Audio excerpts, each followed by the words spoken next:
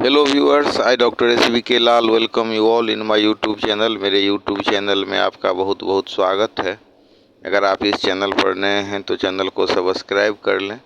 आज का वीडियो बहुत खास होने वाला है और ये एक खास आदमी पर केंद्रित है जिनका नाम है अवधेश प्रसाद। संयोग से अवधेश का नाम ही होता है। अवध के जो राजा हैं उनको अवधेश कहा जाता है।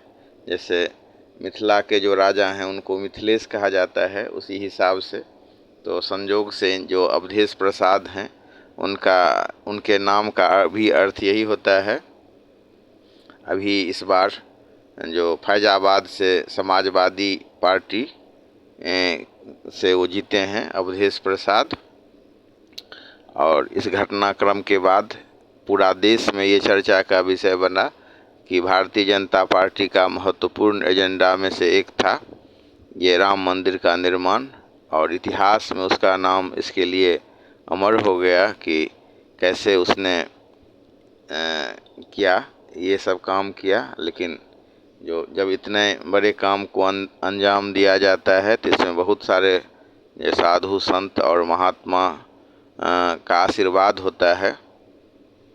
बिना आशीर्वाद के और बिना हरि कृपा के इतना बड़ा काम नहीं हो सकता है। और यह भी उल्लेखनीय है कि इतना सब काम करने के बावजूद जो कुछ गलती हुई भारतीय जनता पार्टी से यूपी में, उसका इसने खामियाजा भुगता। और कई लोगों ने, मीडिया वालों ने इसे अपने अपने हिसाब से परोसा और लोगों को बताया कि देखो भाजपा को अयोध्या में भी पराजय मिली। तो ये कई मायनों में एक अनोखा आयाम है कि जब भगवान राम का मंदिर जो बनाने वाले हैं, ऐसा नहीं है जो भगवान राम जो मंदिर बनाए हैं या मंदिर के लिए काम किए हैं उन्हीं के हैं।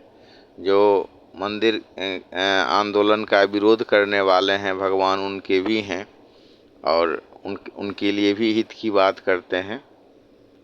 तो इस तरह से हम देख सकते हैं कि हर जगह जो हमारे राम लला हैं वो विराजमान हैं, कण कण में और रमन करने वाले हैं। और इसी कड़ी में हम देख सकते हैं कि भारत जो दुनिया का सबसे बड़ा लोकतंत्र है, इसमें क्या मैसेज हुआ कि जो राम मंदिर के विरोध करने वाले हैं उनके भी लोग वहाँ से जीत सकते हैं। तो ये जनता की भी विजय है और भगवान राम का भी इसमें जस है कि उनके ऐसे कहा, रामचरितमानस में लिखा हुआ है कि जग में जते निशाचर जेते लक्ष्मण हनहि निमिखमह तेते। जितना भी निशाचर उसको माने पल भर में जो है लक्ष्मण सबको वध कर सकते हैं, सबको का नाश कर सकते हैं। लेकिन भगवान ने लड़ाई लड़ी रावण के साथ और फिर लंका पर फतह हासिल किया। तो भगवान नियम में कोई दखलंदाजी नहीं करते हैं और जिनका जो कर्म होता है या जिनका जो प्रारब्ध होता है उनको देते हैं। और ये बहुत बड़ी उपलब्धि हुई अवधेश प्रसाद के रूप में, जो फैजाबाद से फैजाबाद यानी कि अयोध्या से जो सांसद बने। एक रणनीतिक जीत भी हुई और एक जो सेकुलर चेहरा है भारतीय जनमानस का, पंथ निरपेक्षता का भाव कि वो राम मंदिर बनाए तो हम उन्हीं को वोट देंगे, ऐसा नहीं है। तो इसको हम कई एंगल से देख सकते हैं कि राम मंदिर बनाने के बावजूद भी आप अगर पब्लिक को ऐसा समझ रहे हैं कि आंख मूंद करके सब कोई इस पर आपको वोट कर देगा, तो ये नहीं हुआ। जो आपने गलती की उसके लिए आपको कोई क्षमा नहीं मिल सकता है। लेकिन एक जो रणनीति की बात करें तो बहुत ही अनुभवी ये हैं, व्यक्ति हैं, 77 वर्ष के हैं, 9 बार विधायक रह चुके हैं और एक गैर आरक्षित निर्वाचन क्षेत्र से एक दलित समुदाय के व्यक्ति का चयन हुआ है और उन्होंने भाजपा के उम्मीदवार को 54,000 मतों से हराया। ये एक बहुत बड़ी जीत है। और मतलब वो 2 भाषा के जानकार हैं। लखनऊ विश्वविद्यालय से उन्होंने कानून की पढ़ाई पूरी की और उसके तुरंत बाद राजनीति में प्रवेश किया। उन्होंने पहला विधानसभा चुनाव 1974 में अयोध्या जिले के सोहावल से लड़ा